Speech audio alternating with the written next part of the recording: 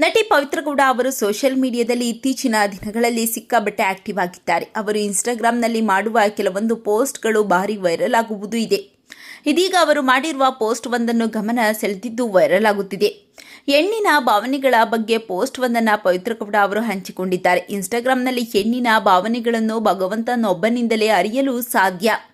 ಹಾಗೆಂದಾದರೂ ಒಬ್ಬ ವ್ಯಕ್ತಿ ಅವಳ ಭಾವನೆಗಳನ್ನು ಅರಿತಿದ್ದಾನೆಂದರೆ ಬಹುಶಃ ಅವಳ ಪಾಲಿಗೆ ಅವನೇ ಭಗವಂತನ ಪ್ರತಿರೂಪವಾಗಿರುತ್ತಾನೆ ಎಂದು ಬರೆದುಕೊಂಡಿದ್ದಾರೆ. ಇತ್ತೀಚಿನ ದಿನಗಳಲ್ಲಿ ಪವಿತ್ರ ಗೌಡ ಅವರು ಮತ್ತೆ ಸೋಷಿಯಲ್ ಮೀಡಿಯಾದಲ್ಲಿ ಆಕ್ಟಿವ್ ಆಗಿದ್ದು ಆಗಾಗ ಕೆಲವೊಂದು ಪೋಸ್ಟ್ಗಳನ್ನು ಹಂಚಿಕೊಳ್ಳುತ್ತಿರುತ್ತಾರೆ. ಕೆಲವೊಂದು ಪೋಸ್ಟ್ಗಳು ಮಾರ್ಮಿಕವಾಗಿದ್ದರೆ ಇನ್ನು ಕೆಲವೊಂದು ಪೋಸ್ಟ್ಗಳು ಸಂದೇಶ ಹಂಚಿಕೊಳ್ಳುವಂತೆ ಇದೆ. ಅದೇ ರೀತಿಯ ಪೋಸ್ಟ್ ಈಗ ಅವರು ಇನ್ಸ್ಟಾಗ್ರಾಂನಲ್ಲಿ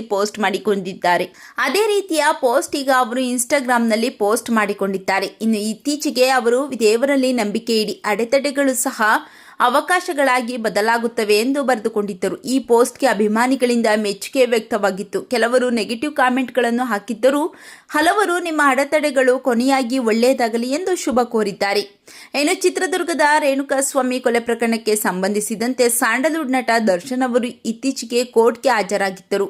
ಇದೇ ಸಂದರ್ಭದಲ್ಲಿ ಸಿಸಿಎಚ್ 57ನೇ ಕೋರ್ಟ್ಗೆ ಪವಿತ್ರ ಗೌಡ ಅವರು ಸಹ ಆಗಮಿಸಬೇಕಿತ್ತು. ಆದರೆ ಅವರು ಈ ಬಾರಿ ವಿಚಾರಣೆಗೆ ಬಂದಿರಲಿಲ್ಲ. ಇನ್ನು ವಿಚಾರಣೆಗೆ ನಾಗರಾಜ್, ವಿನಯ್ ಹಾಗೂ ಪವಿತ್ರ ಗೌಡ ಅವರು ಗೈರಾಗಿದ್ದರು ಎನ್ನಲಾಗಿದೆ. ಬಹುತೇಕ ಆರೋಪಿಗಳು ಈ ವಿಚಾರಣೆಗೆ ಗೈರಾಗಿದ್ದು ಇವರನ್ನು ಮತ್ತೆ ಆಗಸ್ಟ್ 12ರಂದು ಹಾಜರಾಗಲು ಆದೇಶ ನೀಡಲಾಗಿದೆ. ಪವಿತ್ರ ಗೌಡ ಅವರ ಬಗ್ಗೆ ನಿಮ್ಮ ಅನಿಸಿಕೆಗಳನ್ನು ಕಾಮೆಂಟ್ ಮಾಡಿ ತಿಳಿಸಿ.